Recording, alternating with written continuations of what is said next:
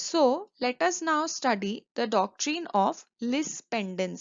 Doctrine of Lis Pendens is given under section 52 of the Transfer of Property Act.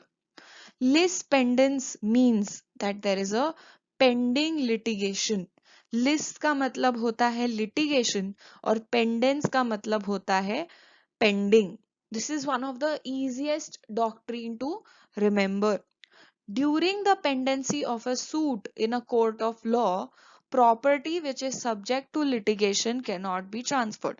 मतलब अगर किसी property के right comma title को लेकर कोई डिस्प्यूट है तो तब अगर वो डिस्प्यूट पेंडिंग है, ठीक है, the dispute is sub judice. If in legal terms you want to say, it is sub judice, that is it is subject to a adjudication, it is subject to decision, उस पे कोई decision नहीं आया तो then that property cannot be transferred.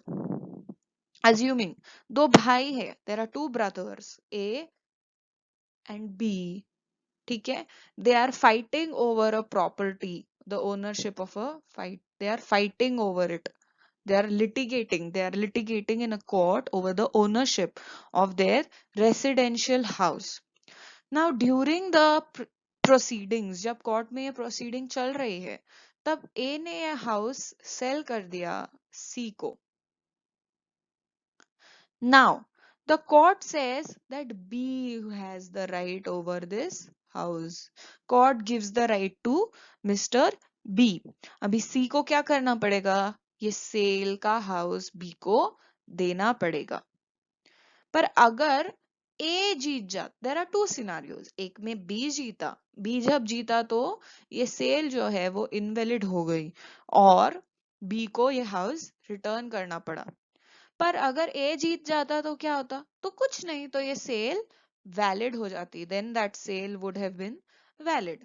So what do you mean, this means that ऐसा नहीं है कि आप प्रॉपर्टी बिल्कुल ट्रांसफर ही नहीं कर सकते हो.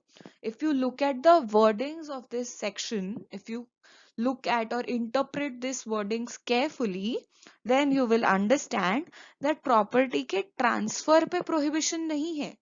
ये बोला है कि अगर लिटिगेशन के ड्यूरेशन के बीच, मतलब during the time of that litigation, फिर भी अगर तुम सेल मॉर्गेज कुछ करते हो तो वो sale will be subject to the decision of the court. मतलब अगर अच्छा है, अगर आपने सेल कर दी और अगर प्रॉपर्टी में आप केस में भी जीत गए तो अच्छा ही है, वो सेल वैलिड रहेगी.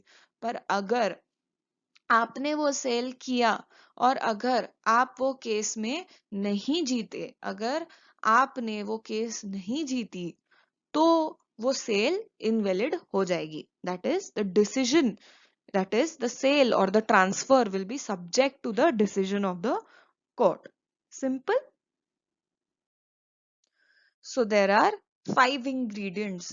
First is there must be a suit in a court of competent jurisdiction. मतलब जो कोर्ट में वो सूट चल रहा है वो कोर्ट के पास पावर होनी चाहिए उस सूट को सुनने की. Here foreign courts are excluded, मतलब सिर्फ Indian courts are permitted. This principle, अगर कोई फॉरेन कोर्ट में उस प्रॉपर्टी को लेकर कोई भी केस चल रहा है तो उसका कोई इफेक्ट इंडिया में नहीं होगा. This suit or proceeding must not be collusive. Collusive मतलब मिलजुल कर करना, मतलब तुमने जानबूझ के बस वो प्रॉपर्टी का ट्रांसफर रोकने के लिए एक केस डाल दिया, गलत इंटेंशन से, मैलिफाइड इंटेंशन से, अगर बस वो बंदे को रोकने के लिए तुमने वो केस डाला है, देन दैट सूट और proceeding shall not be valid. It should not be, this doctrine of lis pendens will not be applicable in that case.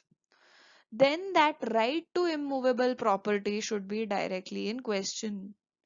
So this case, जो ये केस में कोर्ट में केस चल रहा है वो डायरेक्टली उस प्रॉपर्टी के राइट के ऊपर होना चाहिए, मतलब वो प्रॉपर्टी के ऊपर होना चाहिए. It should be regarding who owns, who has right over it.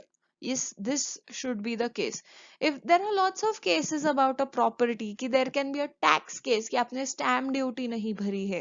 There can be a rent case कि अरे whether you should be in possession or not.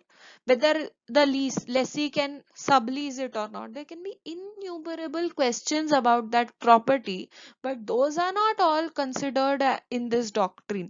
Only those questions which questions the right over that property, हक किसका है उस property के ऊपर, will be dealt with. Lastly there must be a transfer of or otherwise dealing by any party to the litigation. अगर किसी third person ने, case चल रही है मिस्टर एक्स और वाई के बीच, और किसी तीसरे ही इंसान ने, मिस्टर जेड ने वो ट्रांसफर कर दिया, so then that will not apply. Then case is between these two. Some third person transfers the property. Then this doctrine will not be applicable. And such transfer must affect the rights of the other party.